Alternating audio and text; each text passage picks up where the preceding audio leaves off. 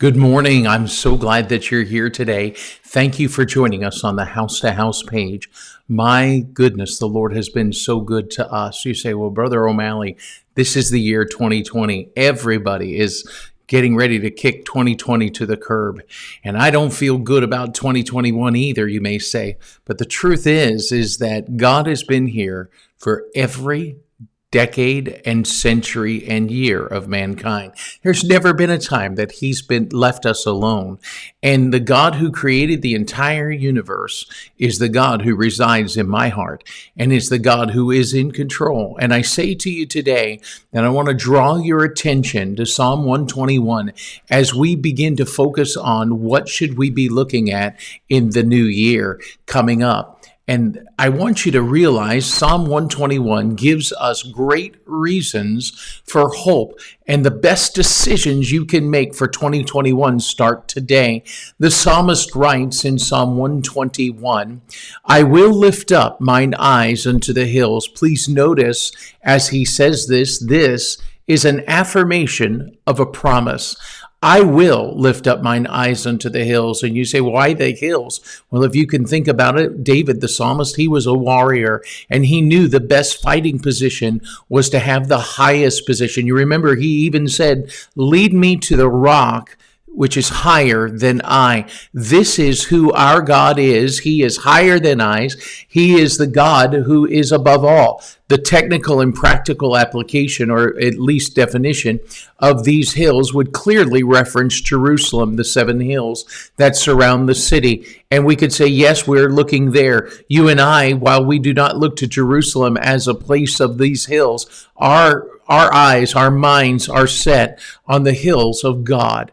And that is to say that He is in the hills. I remember once I was in northern Iraq. I was in Kurdistan, and I was there at the border between Kurdistan and Turkey. And I remember speaking to families their families had been warriors in previous battles against other regimes.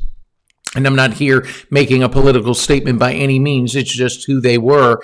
And they said to me, Brother O'Malley, at times we feel like the hills are our only friends who protect us, meaning that warriors could not ascend those hills at certain points in their mind, at least. And he says here, in the psalmist says, I will lift up mine eyes unto the hills. The beautiful picture we get here is to say that while the Kurdish could say, well, we feel like the hills are the help, for the believer, we can say our God is our help. And the psalmist writes, I will lift up mine eyes. So we see his promise.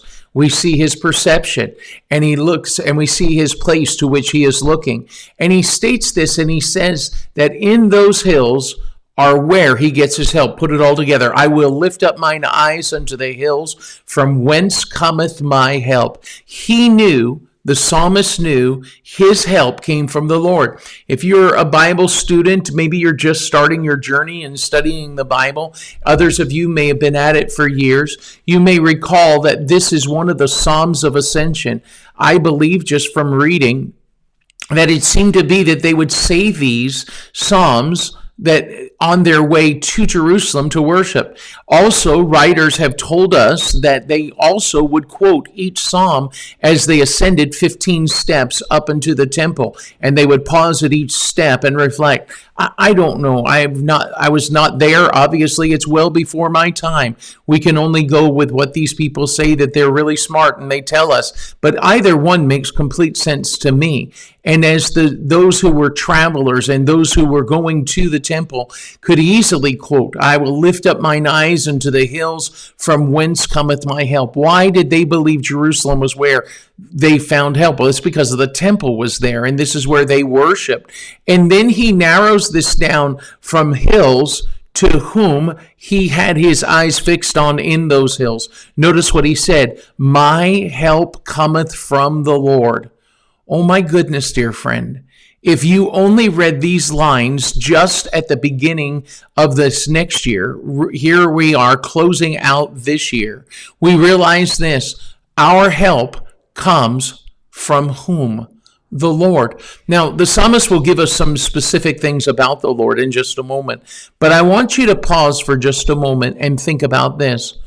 Where is the first place you turn, or to whom is the first one you turn when your troubles come?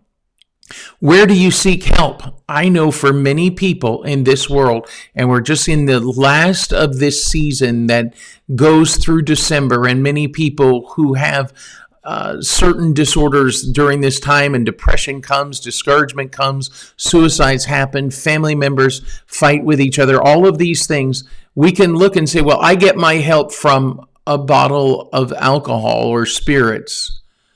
Others could say, I get my help from my medicine cabinet where I have pain pills to numb me from feeling life. Others could say, I hang out with my friends because I get help from my friends. Yet even others could look and say, I get help from being just alone, and I go into isolation and I help myself. Can I say to you today, the psalmist sets our focus on where we ought to be. Our help must come from the Lord. Who is the Lord? Well, he's the one who made heaven and earth. He is the one who will not allow our foot to be moved. Think about that. The God who is my help created the very world in which I live. What a powerful truth. What powerful help that we have as we realize that our God is our helper, and he is the one who made the entire universe. That means there is nothing outside the reach of his ability to help us. And I'm so grateful for that. When I consider he made the heaven and the earth, then I realize that it is he and he alone who is keeping me. This is why my focus has to be on the power of God, the place of God, the person of God, the presence of God, and the promises of God. He made the heaven and the earth. He will not suffer thy foot to be moved. It's interesting how the psalm begins in the first person in the English language.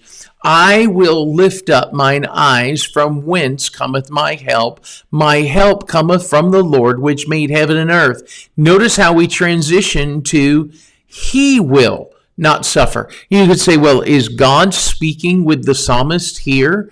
Is the psalmist having a conversation in his mind as the tense or the voice of the person is switching? He will not suffer thy foot to be moved. The affirmation we have going into 2021 is clear. I will look to God for help. I cannot look to government for help. Oh my goodness, I will be disappointed. I will be vexed. I will be challenged. I will be frustrated if I look at who sits at 10 Downing Street, or if I look to see who sits at 1600 Pennsylvania Avenue, or any of the other world's capitals. I cannot look to those places to get my help. My help must come from the Lord. And who is he? He is the one who made heaven and earth. That means there's nothing outside of his grasp. So when it comes to holding me, he can hold me. Now, we may have never met in person, but I am 2 meters and a little bit tall, 6 feet, 6 inches tall. That's a lot to hold up if I become unsteady. And yet God can hold me up. And maybe your frame is larger than mine or smaller than mine. Yet the truth is this: we know God can hold us, and I will not slip. You say, but Brother O'Malley, the pandemic. But Brother O'Malley, politics. But Brother O'Malley, the absolute disgusting culture of this world. Brother O'Malley, what about this person? Brother O'Malley, what about that problem? And I say to you, lift up your eyes. Look to the hills, from whence comes your help. Now, if you've got to look into a medicine cabinet or into a liquor cabinet or into any other source of illicit activity to get help, that's wrong. My help has to come from God. My foot does not move because he holds me. I love this next line that the psalmist said, that he that keepeth thee will not slumber. God, our keeper, is not a sleeper. He is awake and he is alert and he is attuned to everything that is going on in my life. And so I realize this: the God who keeps me can allow me to sleep at night. I do not have to sit up late at night and eat the bread of sorrows, if you will, to worry and fear and fret over what might come tomorrow. What comes tomorrow is God's design. And what came yesterday was God's design. And what comes the day after tomorrow is in God's plan for me. So therefore, I just keep my eyes on him. You say, well, Brother O'Malley, the pandemic, it's resurging. I know. But where do I look? I don't look to government. Oh my goodness. If I look to government, I would just be frustrated. I have to look to God. Why? He made heaven and earth. Why? He doesn't sleep. Why? He doesn't let my foot slip or slumber or stumble in any way.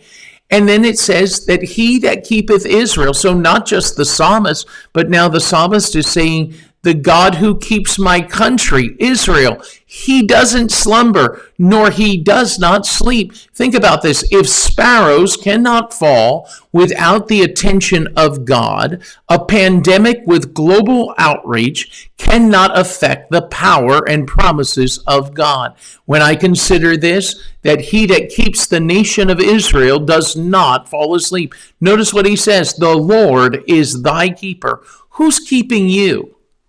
If you lose sight of who is keeping you, then you've lost your focus. And when you lose your focus, then pandemics bother you, and disease and sickness trouble you, and difficulties arise. In all of these things, I want you to realize this.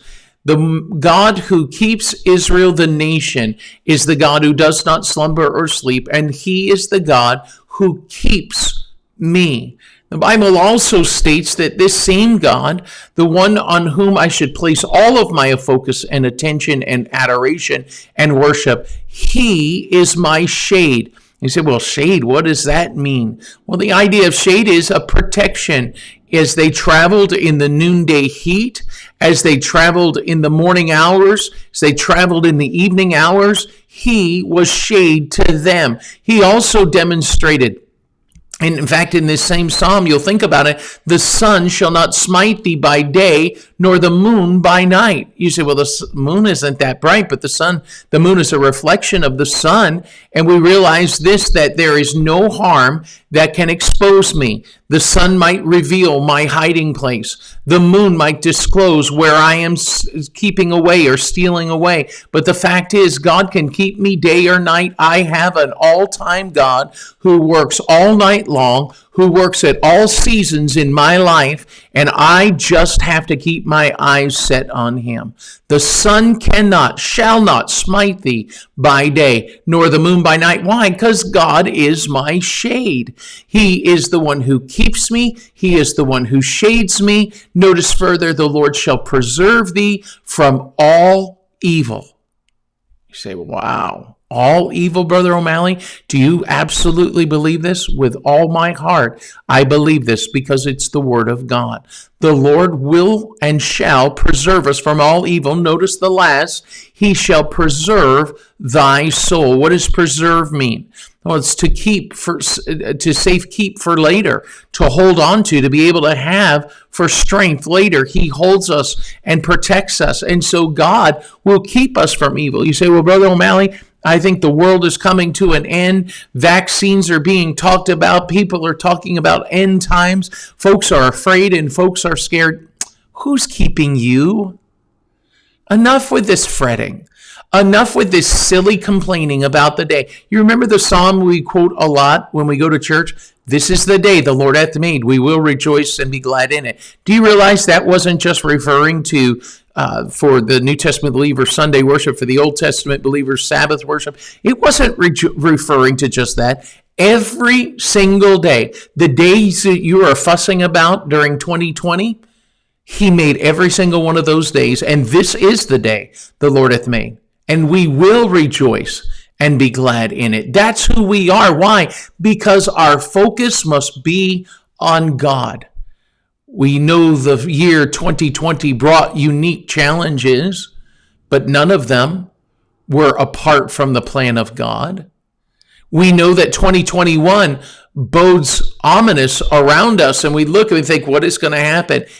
Don't let fear rule your life. Let faith rule your life. Our help comes from God. He made heaven and earth. I will not stumble. He will not slumber. He keeps me. He shades me. He protects me. He preserves me. And notice what it says, the last verse of this psalm. The Lord shall preserve thy going out and thy coming in from this time forth and even forevermore. Who is watching out for me? None other than God. You say, well, you can say that because you're a preacher. Before I'm a preacher, I'm his kid. God is preserving everything I do. He is keeping me alive. Many of you do not know me nor my personal life or health journey through which I've been. A year ago, I had open heart surgery, the kind of surgery where they remove your heart from your chest and they keep you alive on a bypass pump until they can repair all of the damage. Who kept me in the surgery? Oh, well, you say, in hospital, though all of those who work, the nurses, the staff, they kept you alive. No, God does. Who's going to keep you in a pandemic? God. Who's going to keep you in a time of poverty? God. Who's going to keep you in a time of sickness? God. It is God who preserves our going and our coming. It is God who is watching out for us. He loves us so much, he paid the highest price ever paid for anything ever in the history of humanity and the universe. He paid that price for me, and he paid that price for you. He gave his only begotten Son, Jesus Christ. Why? So we could have everlasting life. So I say to you this day, we're checking off the days to the new year. Today's Tuesday, 29 December. We have just a couple of days and this year will end. And when Friday comes, people will fixate on the fact it's a new year. I'm just going to fixate on the fact he's the same God. Keep your eyes on him. And until tomorrow, when the next speaker comes from house to house, keep your eyes fixed